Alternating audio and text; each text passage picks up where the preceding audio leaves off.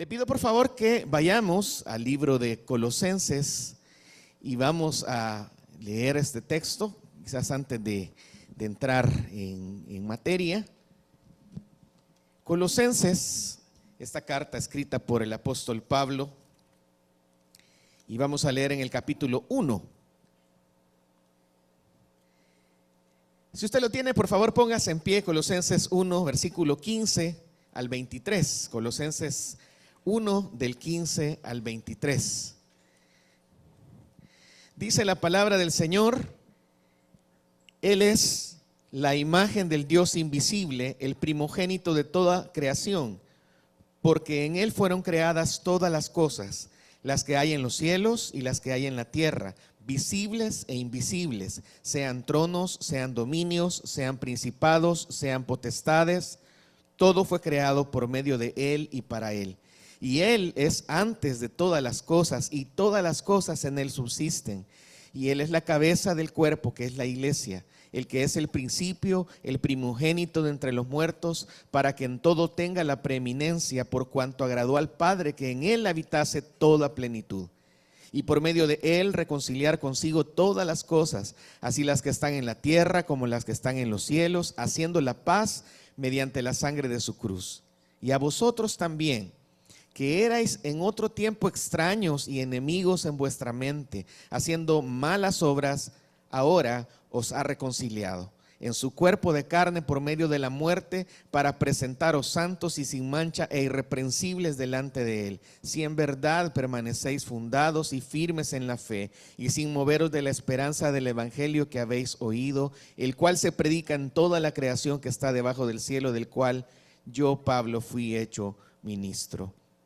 Señor, instrúyenos en tu palabra, ilumina nuestro corazón, abre nuestro entendimiento para que nosotros podamos comprender las maravillas de tu ley y podamos, Señor, admirarnos de tu grandeza y de tu belleza. Enséñanos, Señor, a caminar en rectitud, a caminar siguiendo tu palabra, siguiendo tu verdad. Quita de nosotros, Señor, en esta mañana cualquier distracción, cualquier cosa que pueda, Señor, detener el que nosotros podamos comprender que tú eres el todo en nuestra vida, Señor. Gracias por la oportunidad que nos das de tener estos tiempos devocionales donde podemos reflexionar en ti, Señor, y en todo lo que puedes llegar a hacer en la vida de una persona que se entrega a ti. Así que te bendecimos, Señor, te adoramos, y en esta mañana recibe nuestro corazón en atención a ti, Señor. En el nombre de Jesús, amén. Podemos sentarnos. Vamos a hablar de este texto en esta serie, Tu Mejor Versión. Y hablábamos la semana pasada que de repente siempre estamos pensando, ¿cuál será el nuevo look que voy a utilizar? De repente, aprovechando las ofertas, ¿verdad? ¿Cuáles van a ser la nueva moda? ¿Qué cosa está en moda, verdad? Y peligroso los peinados que están de moda. Tenga mucho cuidado, se lo advierto, ¿verdad? En los hombres sobre todo, ¿verdad? Necesitamos definitivamente estarnos actualizando, ¿verdad? Tenemos esa capacidad y tenemos esa apertura para crecer, para seguir adelante, avanzando en nuestra preparación académica, profesional, seguir adelante, creciendo en todo sentido.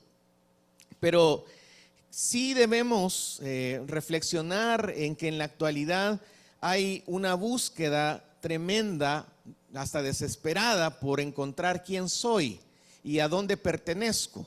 La sociedad en la actualidad, incluso después de la pandemia del 2022, quizás para acá, ha mostrado una insatisfacción ante la vida, y han crecido los casos en problemas de depresión, en problemas de ansiedad, sobre todo en una franja de jóvenes de 17 a 25 años, lo cual no quiere decir que los demás, que casi estamos cerca de esa edad, no lo estemos padeciendo, ¿verdad?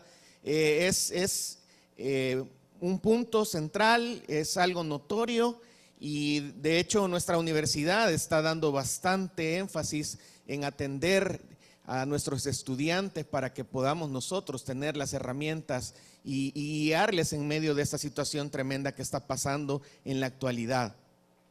Pero es bien tremendo también que muchas personas piensan que su propio valor viene de situaciones muy puntuales. Hay cosas que la gente piensa que les da valor o que les quita valor. Por ejemplo, mucha gente piensa que su valor viene de su apariencia. Y entonces, si se ven al espejo y dicen, bueno, yo necesito, ¿verdad? Un nuevo peinado, como decíamos la semana pasada, para la derecha, para la izquierda, para adelante, para atrás, ¿verdad? De tal forma que esto me dé valor. Y si nos ponemos a pensar, hay muchos estándares de belleza, hay muchos estereotipos que se ponen, y si uno no alcanza a encajar en esto puede ser algo que según la persona le quite valor, o le da valor si anda de tal manera, si anda presentable de tal manera. Eso según la persona es algo que le da valor. O la gente a veces puede pensar que lo que le da valor es los logros o los éxitos que ha tenido en la vida. Si alguien tiene muchos logros profesionales o muchos logros académicos, entonces eso le da valor y le permite desenvolverse delante de la sociedad. Pero si no los tiene, si quizás no tiene estos logros personales, entonces piensa que esto le quita valor. O muchas personas piensan que su valor viene de la cantidad de bienes que posee. Y algunos dicen que de 100 problemas que tienen, 90 tienen que ver con ser pobre, ¿verdad? Porque piensan que su valor recae en la cantidad de dinero que tiene en la cuenta bancaria. Muchas personas piensan que si tuvieran más cosas fueran más felices, porque recae su valor en sus posesiones, en cuántas manzanas de terreno tienen o en cuántas yeguas, con cuántas vacas tienen, ¿verdad? Pero la gente está poniendo su valor en cosas como esta. Muchas personas ponen su valor incluso en su edad. Quizás para algunos, conforme va avanzando la edad en sociedades como la de nosotros, piensan que pierden valor porque ya no tienen la capacidad de tener actividad laboral. Esto no sucede en otras culturas, en la nuestra sí. Probablemente alguien puede llegar a pensar que por la edad que posee se le cierran oportunidades y la sociedad les da la espalda.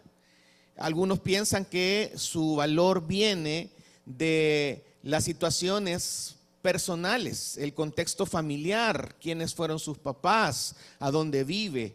Y si estas situaciones no son favorables, entonces entra en el corazón un gran descontento, entra en el corazón una gran insatisfacción, y por eso hay una búsqueda constante del ser humano de encontrar quién soy, a dónde pertenezco. Y uno dice, bueno, tal vez si me cambiaran a mi esposo por otro, ¿verdad? Tal vez si yo viviera en otro lugar, en otra zona, pero donde yo vivo, allá todavía asustan. Y uno está tratando, ¿verdad?, de encontrar, quizás porque hay una insatisfacción en la vida. Y esto no es nuevo, esto no pasa solamente, pasa hasta en las mejores familias, ¿verdad? Eso sucede porque es característico del ser humano, en tener insatisfacción ante la vida. Y era lo que estaba tratando también el apóstol Pablo con esta iglesia en Colosa. Pablo identificaba estas necesidades en esta iglesia, y también al identificarlas, él tiene la oportunidad, por la relación existente con Epafras, que fue el fundador de esta iglesia, de enviarles una carta desde la prisión. El que tenía que ser animado termina animando o termina sosteniendo a quienes estaban libres. Esta iglesia necesitaba palabras específicas para poder evitar que estos pensamientos anidaran en su mente y pudieran detener lo que Dios quería hacer con ellos. Pablo está escribiéndoles porque quería presentar la solución para la insatisfacción, que creo que es exactamente la misma solución. Si usted en esta mañana dice, bueno, me he visto de tal manera, me he visto de otra, voy a trabajar, regreso a mi casa, estoy con mi familia, pasan vacaciones y yo sigo igual, ¿verdad? Y quizás usted está analizando de repente de un tiempo para acá el sentir que la vida no tiene ese sabor. Quizás usted añora otros momentos, otras circunstancias, compartiendo con otras personas. Y quizás está experimentando esta insatisfacción que también a la que Pablo escribe, porque Pablo comienza este texto en los versículos anteriores a los que nosotros leíamos, mencionando que le daba gracias a Dios porque esta iglesia era distinguida por confiar en Jesús, por tener una fe en que Jesús iba a hacer nuevas todas las cosas y que cuando todas estas cosas, el dolor, la ansiedad y todo esto pase, entonces Dios va a terminar eliminando el dolor del mundo. Ellos tenían esta gran confianza, pero esta confianza el apóstol Pablo no solamente quiere afianzarla hacia el futuro y hacia la eternidad, porque tenemos la seguridad de que así va a ser. Su palabra dice que ahí no hay más lágrimas, no hay dolor. Pero no solamente Pablo lanza la esperanza de lo porvenir, sino que Pablo también le llama a pensar en el ahora, pensar en lo que está sucediendo. ¿No es cierto que a la luz de las cosas que pasan a nuestro alrededor, en la sociedad, en nuestro país, uno camina con cierto temor? Uno dice que va a suceder cuando ya yo me meta la mano en el bolsillo y no me alcance para poder sacar adelante a cubrir todas mis necesidades. ¿Qué va a pasar cuando alguien se me enferme en mi casa? ¿Qué va a pasar? Y uno se llena se agobia, se aflige y uno piensa, bueno, sí, yo pues confío en el Señor y sé que soy de Él y que voy a estar con Él por la eternidad, pero también ahora a mí un temblor me saca de mis casillas, ¿verdad? A mí una situación tremenda, yo veo tantos accidentes alrededor y uno en realidad con causa justificada ve muchas situaciones, muchas nubes negras alrededor y uno dice, definitivamente qué tremendo, que cualquier cosa puede pasar en cualquier momento. Por eso el apóstol Pablo, ante esa inquietud y esa insatisfacción de la vida, llama la atención hacia brindar una respuesta para la necesidad del ser humano. Por un lado, el apóstol Pablo estaba muy feliz que estas personas tuvieran esa seguridad de estar en el cielo compartiendo con Jesús por haberle entregado su vida a Él, pero por otro lado, él también estaba preocupado porque en esta iglesia se estaban infiltrando muchos pensamientos que decían que Jesús no era el todo o no era tan importante, que las personas podrían obtener su valor de otras maneras y no solamente en la persona de Jesús. Y por eso, en este momento, estos versículos que nosotros leíamos, algunos mencionan que eran parte de himnos o eran poesía que había sido puesta por el apóstol Pablo, y tal y como nosotros tenemos algunos documentos que tienen hipervínculos, nosotros podríamos pensar que Pablo también estaba presentando delante de esta iglesia situaciones que conectaban con otras partes de la Biblia para decirles, miren, hay una confianza plena en la labor de Jesús ante la incertidumbre que tienen ustedes. Si ustedes no saben de dónde van a obtener su valor, si ustedes tienen una situación difícil que están viviendo ante la vida, entonces yo les invito a revisar qué es lo que la Biblia habla acerca de Jesús, porque la respuesta que Pablo está dando acerca de esta incertidumbre para el ser humano es que nosotros no necesitamos algo más fuera de la persona de Jesús. Revisemos en el capítulo 2, versículo 10 de Colosenses. Dice Colosenses 2:10. Y vosotros, bueno, quizás leamos desde el 8 comprendiendo lo que estaba mencionando. Mirad que nadie os engañe por medio de filosofías y huecas sutilezas según las tradiciones de los hombres, conforme a los rudimentos del mundo y no según Cristo. Porque en Él, en Jesús, habita corporalmente toda la plenitud de la deidad. Y vosotros estáis, ¿qué dice? Completos en Él, que es la cabeza de todo principado y potestad. Así que la respuesta Yo le estoy dando el spoiler ahorita de todo lo que estamos hablando. La respuesta ante la incertidumbre, el qué va a pasar, a dónde pongo mi valor, quién soy, a dónde pertenezco, la respuesta es que nosotros tenemos que estar poniendo toda nuestra confianza en Jesús, porque Él es la respuesta. Probablemente algunos en la actualidad puede ser que se estén preguntando, ¿por qué tengo que poner toda mi vida en Jesús? Si yo tengo mis propios proyectos, o yo considero que no necesito el pensar que Jesús debe ser el todo para mí.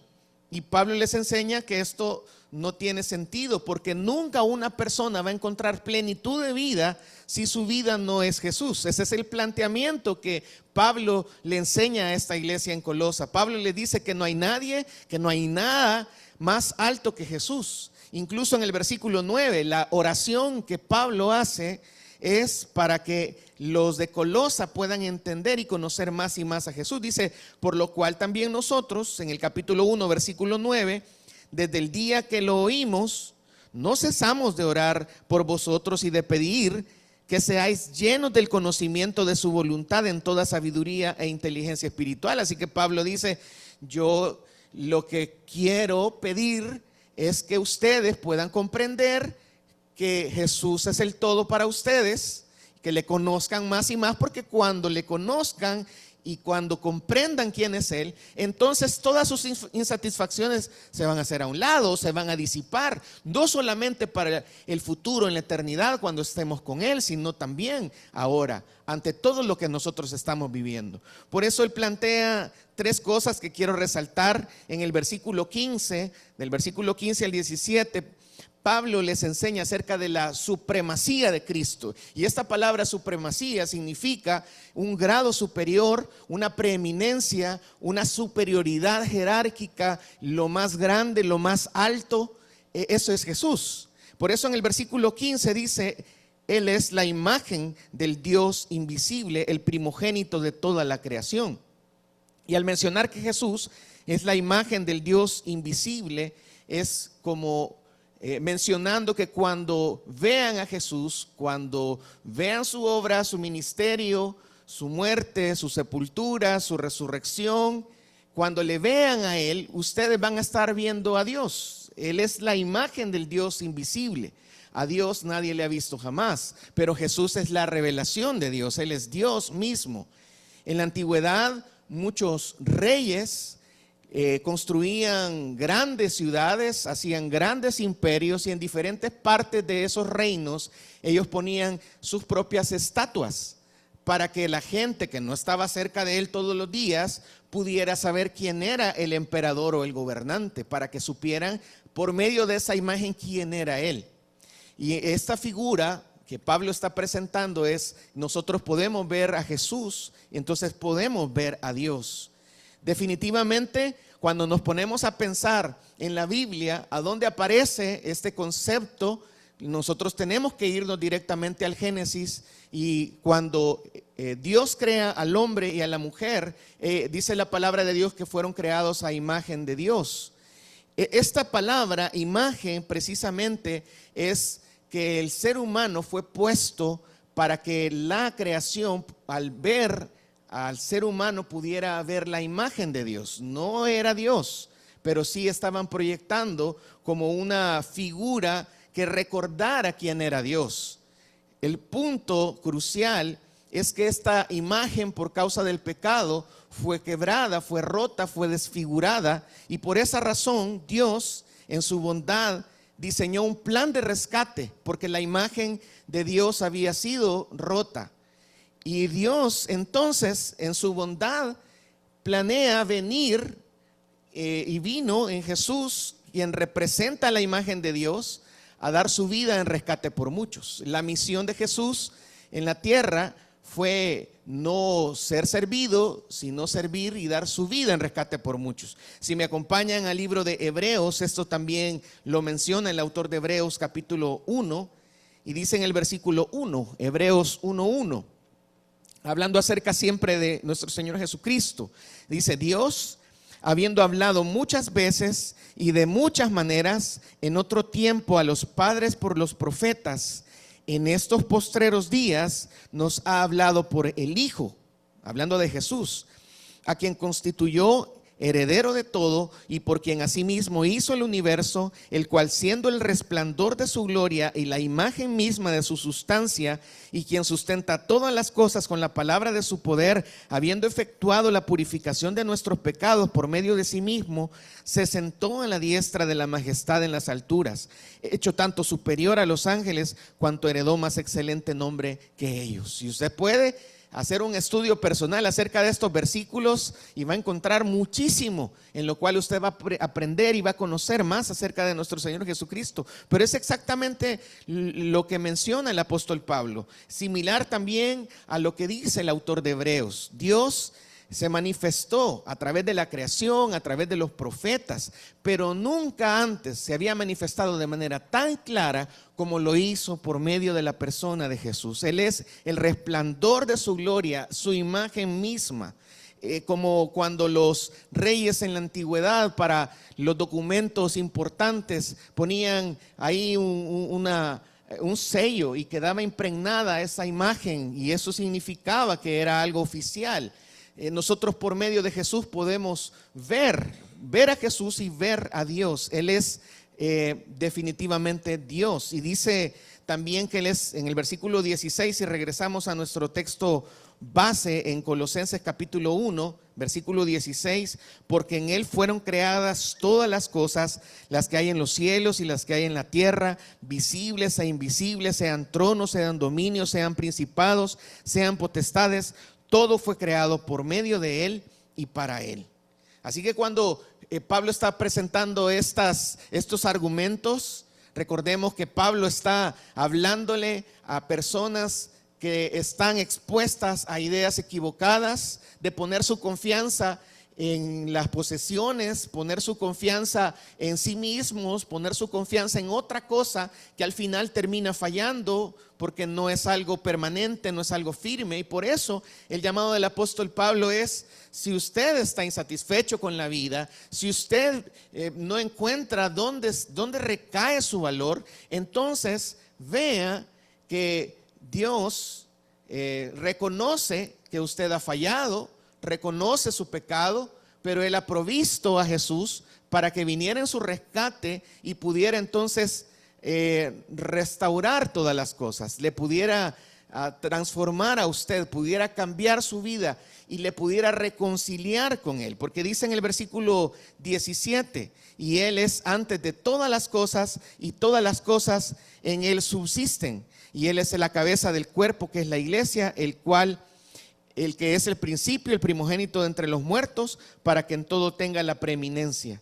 Así que Él está diciendo: no necesitamos nosotros una respuesta pasajera para nuestros problemas. Usted no necesita estar como que fuera un placebo, ¿verdad? Algo que le va a dar tranquilidad, pero al final es mentira, ¿verdad? Sino que usted lo que necesita es algo consistente. Y yo quiero explicarle, dice el apóstol Pablo, en quién usted puede confiar, en quién puede depositar la vida. Y Él es el creador, ¿verdad? Mencionando en Génesis que en el principio creó Dios los cielos y la tierra, y habla también el apóstol Juan acerca del poder creador de Jesús, que Él fue quien por su palabra fueron creadas todas las cosas. Así que no hay nadie más en quien se pueda confiar. Cuando la vida no tiene sentido, uno necesita saber a dónde va, a qué camino va a tomar. Y por eso Jesús, ante la incertidumbre de las personas, les explicaba a través de distintas figuras que Él era la respuesta. Él les dice: yo soy el camino, yo soy la verdad y yo soy la vida, yo soy la puerta, yo soy la luz, yo soy el agua. Definitivamente Él comprendía que las personas, por nuestra naturaleza caída, necesitábamos entonces la salvación. Él vino precisamente a eso. Él sostiene el universo. Pablo está diciendo que Él es el supremo de la creación. Él es el rey del universo. Pero lo que Pablo está tratando de afirmar es: el rey del universo es en realidad el rey de sus vidas. ese que gobierna con autoridad, gobierna sus corazones, ese que proveyó la respuesta por ir a la cruz y derramar su sangre, es el que le salvó, pero ustedes le han entregado su vida a Él. Es un poco el cuestionamiento que Pablo le presenta a esta iglesia. ¿Será correcto? Entonces, ante el poder que Jesús tiene, ante la autoridad que Jesús tiene, ante todo esto que no nos hemos metido a analizar a fondo, que nosotros le pongamos en un segundo plano o que no le demos completamente nuestra vida, para Pablo esto no tiene sentido. Por eso Pablo le dice: yo oro porque a ustedes Dios les enseñe y le conozcan cada vez más. Porque no se trata solamente de doblegarnos por una religión, porque debemos parecer buenas personas. Se trata de entregar nuestra vida y entrar en una relación personal con Jesús. La vida va a seguir siendo llena de insatisfacciones, vamos a encontrar muchas cosas que no nos van a parecer, pero cuando usted encuentre la fuente de agua viva, usted no va a tener sed jamás. Cuando usted pueda entregar su corazón a Jesús, usted va a poder entonces ver la vida de otra manera.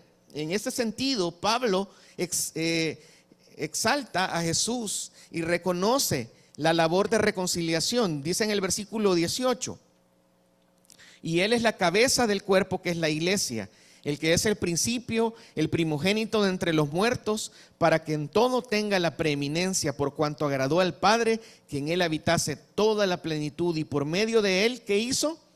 Reconciliar consigo todas las cosas, así las que están en la tierra como las que están en los cielos, haciendo la paz mediante la sangre de su cruz. Él le reconoce también como la cabeza de la iglesia. Un cuerpo sin cabeza no funciona, y Él es quien tiene que dirigir la iglesia.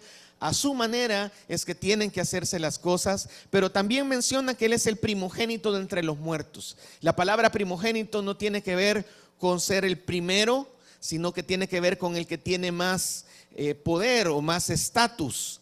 Esta expresión es hablar acerca del Rey Supremo, el creador de todas las cosas, porque en Él fueron creadas todas las cosas. Pero quiero llamar la atención hacia lo que menciona el versículo 20, que Jesús es el que ha reconciliado en Él todas las cosas. Definitivamente, al ver a la humanidad rota, caída, Jesús se hace hombre, y entonces a través de su muerte, a través de su resurrección, Él paga el rescate por el ser humano. ¿Cómo responde entonces Dios ante nuestra insatisfacción, ante nuestra maldad? Cuando nosotros éramos enemigos de Dios, Él nos ha reconciliado en Cristo. Y esto creo que es importante que nosotros podamos reflexionarlo, porque en esta vida tan llena de insatisfacción, si nosotros corremos tras otras cosas que van a llenar nuestro corazón momentáneamente, podemos conseguir calmar nuestra conciencia, pero vamos a estar tranquilos un momento. Quizás vamos a pasar, de repente usted participa en un concurso y se gana, ¿verdad? Ahí tiene asegurada toda su vida. Le garantizo que va a estar tranquilo un momento, pero luego va a estar intranquilo por cuidar lo que usted ha ganado. De alguna forma, las cosas no nos traen satisfacción en la vida. Quizás usted piensa que va a encontrar su satisfacción en una relación con una persona. Y quiero decirle que es muy bonito, y le animo, si usted no se ha casado, ¿verdad? Que ahorita estamos comenzando el mes de febrero, ¿verdad? Qué bonito, todo lleno de corazones por todos lados. Usted va a ver a los estudiantes aquí en la universidad con otro rostro. En febrero cambian, ¿verdad? Hasta andan con guitarra y todas las cosas, para aquellos que ya tenemos rato de estar aquí en la U. Eso pasa. Pero usted puede poner su confianza en una persona, y quiero decirle que las personas fallamos. Las personas no somos perfectas, cometemos errores. Y si nosotros ponemos nuestra total confianza en una persona, como para que nuestra vida gire alrededor de una persona, eso no es conveniente, no nos va a satisfacer. Hemos sido puestos para servir a los demás, para amar a los demás, pero los podemos amar sola y únicamente a través del amor que Dios nos ha dado a nosotros. Por esa razón, la respuesta para ¿dónde tengo que poner mi vida? ¿A dónde, cómo valgo? ¿Qué hago conmigo? Si usted no sabe qué hacer con usted, Jesús entonces es quien le ha buscado. Y antes de que usted naciera, Él le conocía y Él le buscó y le amó tanto que entonces vino a la tierra, desarrolló su ministerio y con el propósito y con la conciencia completa de que iba a ir a la cruz, porque se necesitaba alguien perfecto para satisfacer la ira de un Dios perfecto. Se necesitaba alguien que viviera en santidad, y el único que pudo hacerlo es Jesús, para poder entonces ser el Cordero de Dios que quita el pecado del mundo. Así que Pablo está revelando estas cosas y les está diciendo: ustedes no se dejen engañar. Si a ustedes les están diciendo que pongan su confianza en otro lugar, no les va a satisfacer. En Cristo ustedes están completos, pero fuera de Cristo ustedes no tienen satisfacción. Pablo hace este tipo de explicación para decirles que en Jesús habita toda la plenitud de la deidad de Dios. Porque si nosotros revisamos en su palabra, Él siempre se ha querido relacionar con el ser humano. Las deidades en muchas religiones plantean a un ídolo que está lejano y al cual no se le puede acercar y al que hay que hacer sacrificios para tenerlo contento. Y esto definitivamente no es lo que plantea nuestro Dios verdadero. Alguien cercano, alguien que está listo para poder ayudarnos, pero no para satisfacer solamente nuestro corazón, no solamente para calmar nuestra conciencia, sino para llevarnos hacia lo que cumple el propósito por el cual Él nos diseñó, para su gloria. Nosotros debemos vivir para Él. Por eso es importante pensar en su grandeza. Y cuando nosotros nos concentramos en vivir para Él, en conocerle más, entonces todo lo demás se diluye o todo lo demás queda en segundo plano. Si usted está experimentando problemas y dificultades, usted debe ponerlos a los pies de Jesús. Yo no le digo que automáticamente sus problemas venga, ¿verdad? Y iba a decir pare de sufrir, pero ya lo dije, ¿verdad?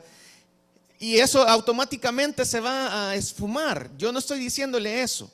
Le estoy diciendo que necesita usted vivir para Jesús, entregar su vida a Jesús. Y cuando usted se encuentre con Él, Él le va a llevar de la mano y le va a enseñar sus verdades y le va a dar plenitud y satisfacción si usted se entrega a Él. Sin Jesús absolutamente nada tiene sentido, y por medio de Él nosotros podemos reconciliarnos con Dios. Por medio de su sacrificio nosotros podemos encontrarnos con Dios. ¿Quién hubiera pensado que un judío de 33 años colgado como criminal en una cruz pudiera ser el Mesías que nos estaba reconciliando a nosotros como pecadores con Dios el Creador?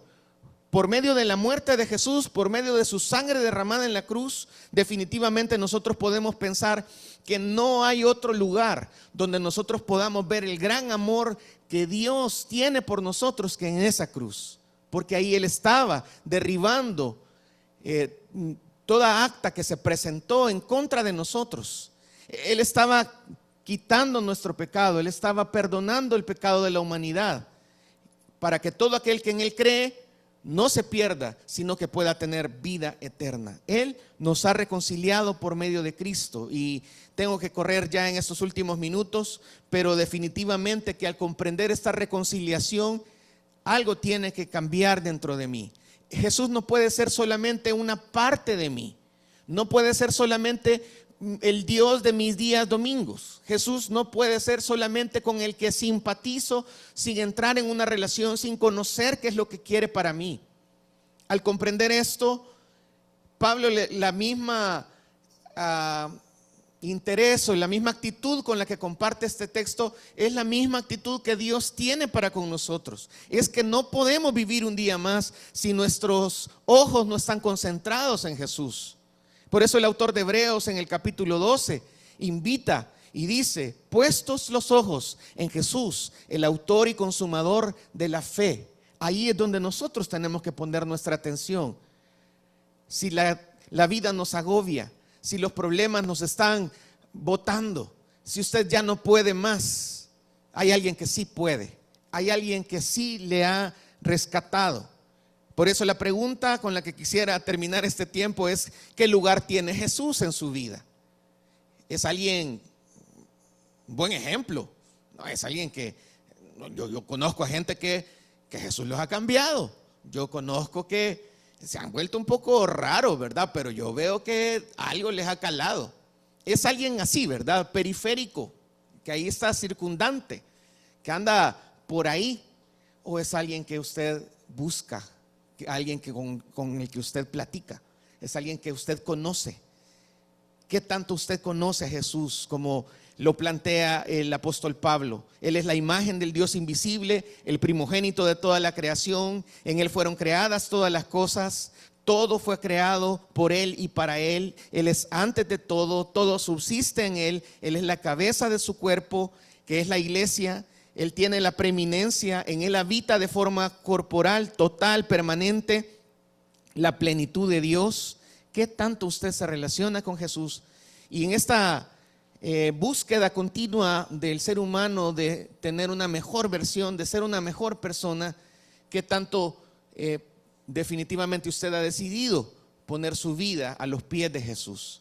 Si usted quiere hacer un cambio de look, si usted quiere mejorar en sus habilidades blandas, en sus capacidades profesionales, adelante, ánimo, sigamos creciendo. Este año como universidad estamos resaltando uno de nuestros valores, que es la excelencia. Avancemos, pero definitivamente no pensemos que las cosas van a solucionar nuestra vida. No pensemos que los títulos, no pensemos que algo tan pequeño y algo tan pasajero puede llenar el corazón que ansía una relación personal con Dios. Eso solamente puede ser lleno en la persona de Jesús.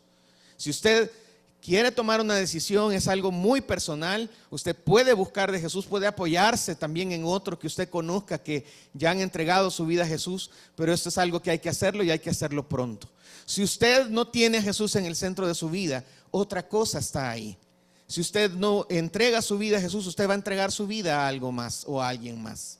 Necesitamos entonces, ante los retos que nos plantea la vida, entregar nuestro corazón al único que ha podido entonces ser la respuesta para nuestra vida, para nuestro corazón.